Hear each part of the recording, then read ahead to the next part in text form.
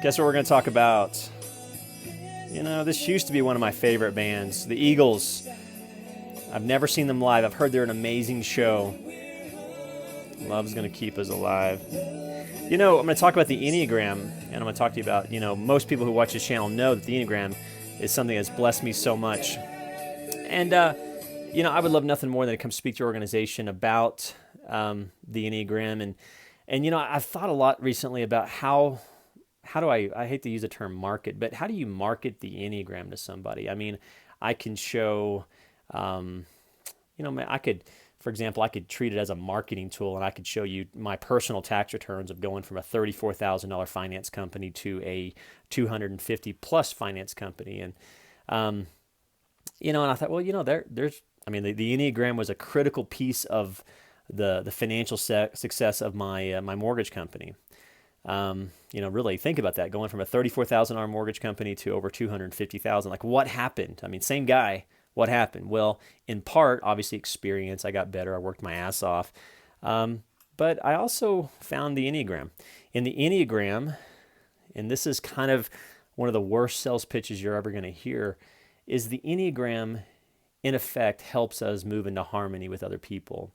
And that in and of itself is priceless, and it helps us to move into harmony with ourselves and churches and even bands. Like, for example, I watched the Eagles band, and I watched the documentary.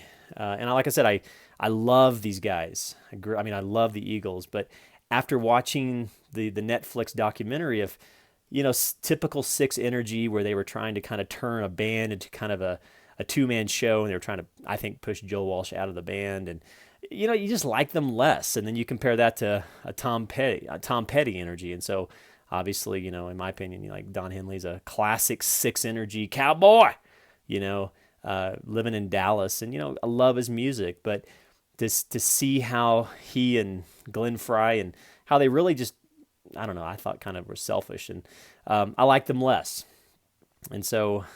Where am I going with this is, I would love to come to speak to your organization about the Enneagram. And when you do that, you're kind of in a place where you're like, what am I going to say? I mean, do I just go put numbers on people? Like, no, you don't need to do that. So this is what you could expect if I were to come to speak to your church, your organization, is number one is if you have people in your organization, you need the Enneagram. And you need the wisdom of the Enneagram. And there's all different types of teachers like Richard Rohr's out there. But you're noticing a quote, I'm just filming this on my iPhone. You're noticing the same quote, forgiveness is the final form of love. And if you want to know who said that, Reinhold, I can't pronounce his last name, but he was the guy that was responsible for the serenity prayer. It says, God grant me the serenity to accept the things I cannot change, the courage to change the things I can, and the wisdom to know the difference. And then he says, forgiveness is the final form of love. So, what in the world would I talk to you about if I came to your organization, your church, your finance company, your retreat? Is the Enneagram for me is ultimately a tool to move into compassion. And when you really start to understand the Enneagram and the power of it, yes, it can help you in your business. Yes, it can help you in your marriage.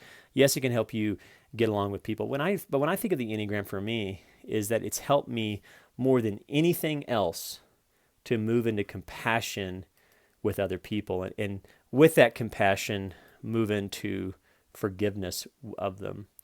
And so, if you want to know, like, what's the value of the Enneagram, I'm like, well, this guy, he's going to come talk to you about how he grew a finance company from nothing to over 200,000. Why? Because I'm some sort of guru? Maybe, maybe not. But ultimately, you know what I did? Is when I understood about the second year in the business, that different energies respond and understand money differently. And all I did is I began to speak their language. I met them where they were at. And over my 10-year career, I learned that, man, 8s want a certain type of finance company. A 6 wants a certain type of finance company. A 3 is going to want a different finance company. I'll tell you a story about a 3.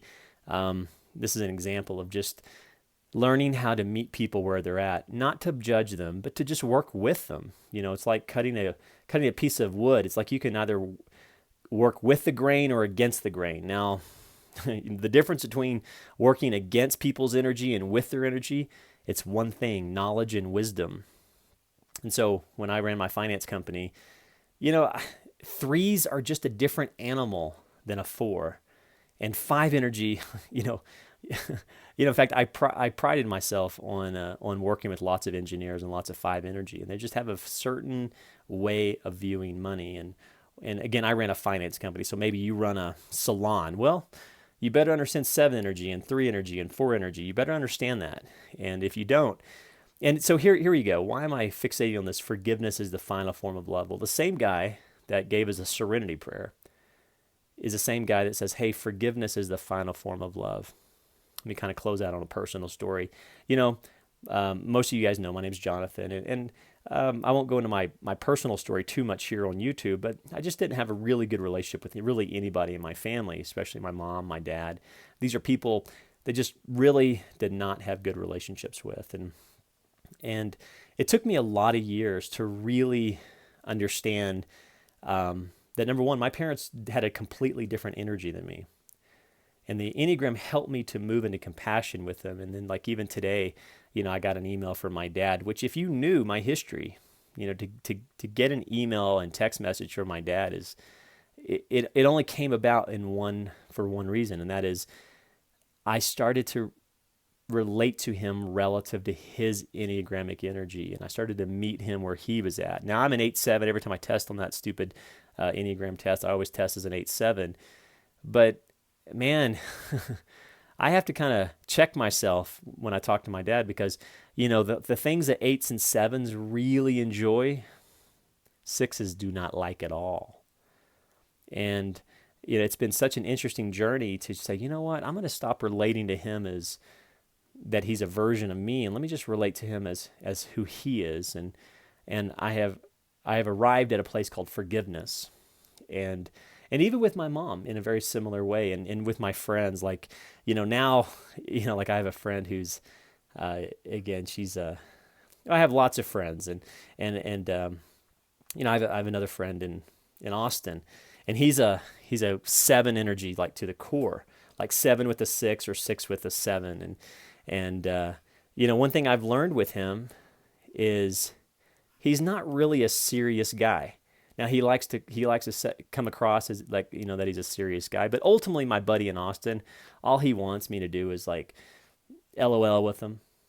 That's all I want. So yesterday he sent me kind of a serious text, and instead of engaging him as an 8-7, I just realized, man, my buddy. So I just sent him a picture that made him laugh. And guess what? He's happy, and I'm happy. Now, what happened is I stopped relating to him that he's a version of myself. And so if the Enneagram does anything for you, it's going to move you into compassion, or it's going to be a tool that you can choose compassion. And, you know, what's the value of that? Well, if you're a business owner, the word is harmony. Like, what is harmony in your business? What's it worth? What's harmony in your family worth? The Enneagram could prevent you, or would help you not marry the wrong person. The Enneagram can help you hire. If you're a church and you want to grow, man, the Enneagram is really helpful.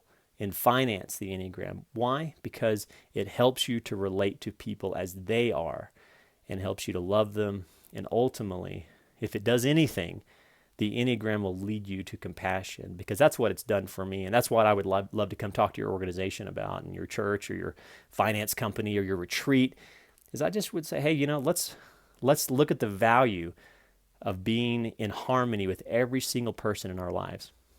And I know that's a big promise. You're like, nope, no, the Enneagram, if you let it, will let you and help you move to compassion, forgiveness, and harmony with every person in your life. And I would love to come talk to your organization. If you are interested in me coming to speak to your church, your finance company, your whatever, you'd like to book me, americana417@gmail.com. Forgiveness, a time to love, a time to hate. And then ultimately, it's the final form of love. And, you know, today when I talked to my dad, you know, I may not even call him Dad. I like to call him Jeff, because that's more truthful to me. And Jeff and Jonathan can really, really talk well. But when Jonathan relates to Jeff as dad, it goes off the trails, off the rails every time. So what's happened?